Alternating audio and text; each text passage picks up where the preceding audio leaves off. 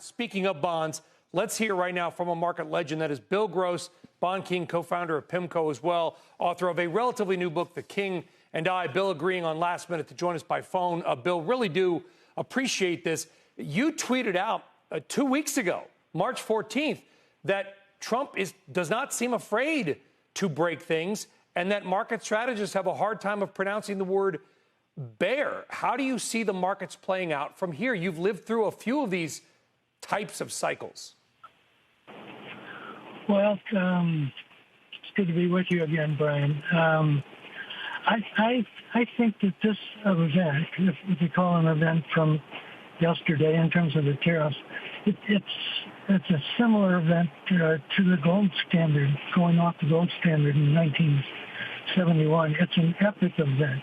It's not something where you can time quickly for a market bottom. It's something that we're going to have to live with as long as President Trump continues with this stance. And you know, your prior guest talked about a Trump put and when he might change his mind. I think we have a similarity here with World War I, where there was an event and there were alliances and there were countries that couldn't pull back from what they had said and done before. And so we have that situation similar here. It's all related and dependent to my way of thinking on President Trump, but I don't think he's going to back down. President Trump, to be very blunt, is a macho male, and this macho male is not going to back down tomorrow simply because the Nasdaq's down 5%. And that's an important point. Of course, we don't know what the president may do, Bill, but what we've heard a lot of guests on this show and other shows on CNBC say today is, well, it's kind of a negotiating tactic. They're sort of semi-defending the president in a way, saying there's no way this will continue. That's kind of a theme that we've been hearing.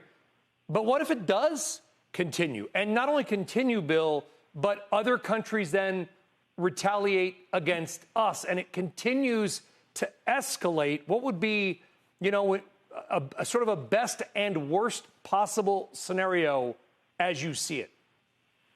Well, the worst scenario is that World War I analogy. The best scenario is where Trump claims in the next few days, few weeks, maybe few months, that these policies are working, that, you know, we're raising trillions and trillions of money, and, you know, it's time to calm down a little bit. So that's the best scenario. I simply don't think the president is going to back down tomorrow or back down next week. And so, you know, this has serious implications for currencies, for world markets, for economic policy around the world. And it's changing day by day as these countries react to what the president has done in terms of his policies. I think it's a very dangerous period of time. It's not necessarily a period for stockholders to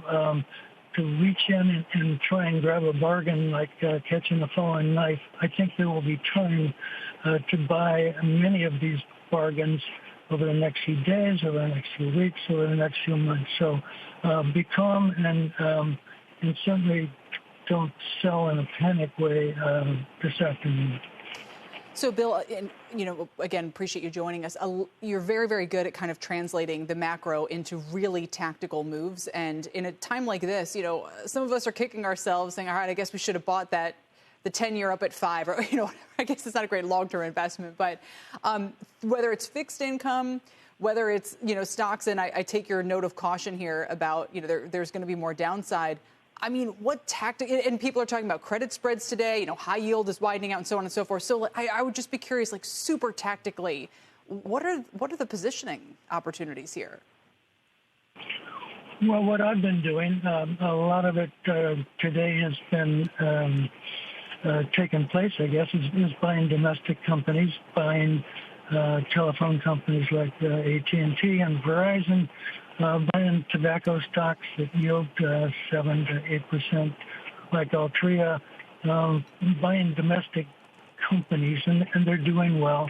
That's not to say that you should continue to buy them even if they keep going up, because even that branch of the market, seems a little overbought to me. So, what amazes me, and I watch CNBC every day here from 5:30 in the morning, and I certainly watch your program at 10 and 11. But what amazes me is that none of the panelists ever talk about cash anymore.